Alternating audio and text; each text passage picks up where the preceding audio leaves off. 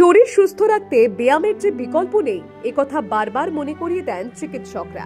এবার সেই কথাকেই বাস্তবে রূপ দিতে দেখা গেল কলকাতার একটি বেসরকারি হাসপাতালের এক ডাক্তারবাবুকে। দিনরাত রোগীর দায়িত্ব সামলে এবার ওজন তোলার মঞ্চে শক্তির লড়াইয়ে নেমে সকলকে চমকে দিলেন তিনি। হাওড়ার পুইল্লা কিশোর ব্যায়াম সমিতির মাঠে চলছে 51তম ইস্টার্ন পাওয়ার লিফটিং চ্যাম্পিয়নশিপ 2025। এখানেই পুরুষদের 120 কেজি সিনিয়র ক্লাসিক বিভাগে নজর কাড়লেন ডাক্তার মোহিত কার্কি।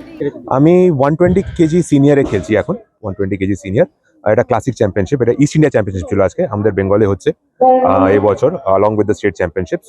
তো আমি মাল্টিপল টাইমস ন্যাশনালে খেলেছি, বাট কখনো আমি ন্যাশনাল লেভেল মেডেল আমার হয়নি। স্টেট লেভেল মেডেল হতো, বাট এটা আমার first national level medal, zonal level medal বলিব। এরপরে নেক্সট আমি যাবো ন্যাশনালস, এটা হবে ম্যাঙ্গালোরে ইন মার্চ। তো ওটায় যাই, দেখি কত ট্রাই করবো। হাসপাতালের জরুরি বিভাগে 24 ঘন্টার ব্যস্ততার মধ্যেও তিনি নেমেছেন শক্তি পরীক্ষায় এবং তুলেছেন অবাক করা ওজন। অনুশীলনের সময় কি করে পান তিনি? It's upon the person, I feel. যদি আপনি চান সময় বার করতে হয়, দিনে 1-2 ঘন্টাই লাগে প্র্যাকটিস করতে। তো 1-2 ঘন্টা যদি আপনি টিভি না দেখে, ফোন না চালিয়ে, বন্ধুদের সাথে আড্ডা না মেরে যদি আপনি এটাতে ফোকাস করেন, এনার্জিটাকে এক জায়গায় ড্রাইভ করেন, তাহলে I am sure you can get time. 2 hours a day is not that hard. ডাক্তারের মতো পেশার সঙ্গে ওয়েট লিফটিং কি করে ব্যালেন্স করেন? ব্যালেন্স করা খুবই মুশকিল, বাট পাওয়ার লিফটিং করছি আমি almost for last 8-9 years I have been competing. তারপরে এবার ডক্টরিতে আমি অ্যাপোলোতে প্র্যাকটিস করি। So I have to make sure my work shift is managed. So working 60 hours a week and then training full time takes a toll, but I'm used to the lifestyle. I have supports my friends and family. ওরা support করেছে বলে আমি এই জায়গায় আছি, এখনো push করতে পারছি। মনে প্রাণে বিশ্বাস করেন খেলাধুলো জীবনের অপরিহার্য অঙ্গ। I think sports is a very integral part of growing up.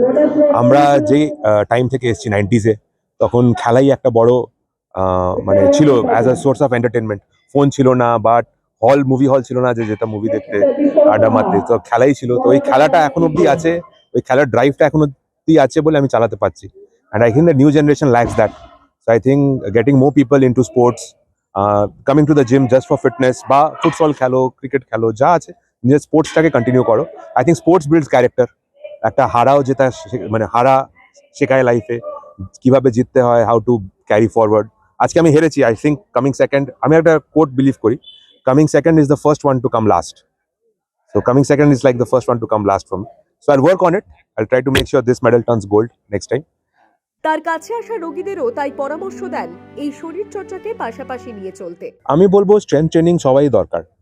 একটা স্ট্রেংথ ট্রেনিং মেনটেন করলে হার্ট হেলথও মেনটেন হয়, আপনার বোন হেলথও মেনটেন হয় একটা এজের পরে।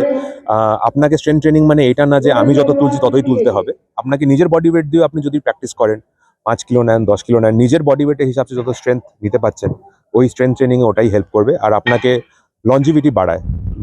Keeping muscle and keeping a bone healthy after a certain age is very essential to make sure you are not getting all the diseases. 10ই ডিসেম্বর থেকে শুরু হয়েছে এই প্রতিযোগিতা, চলবে 13ই ডিসেম্বর পর্যন্ত। স্কোয়াট, ডেডলিফট এবং বেঞ্চ প্রেস, এই 3 ইভেন্টেই অংশ নিতে পূর্ব ভারতের 8টি রাজ্য থেকে মোট 165 জন প্রতিযোগী উপস্থিত হয়েছেন এখানে। একই সঙ্গে শুরু হয়েছে 52তম সিনিয়র রাজ্য চ্যাম্পিয়নশিপ, যেখানে অংশ নিচ্ছেন পশ্চিমবঙ্গের 18টি জেলা থেকে আসা প্রায় 450 জন খেলোয়াড়। হাওড়া থেকে দেবাশিস গোছাইতের রিপোর্ট, দ্য ওয়াল নিউজ।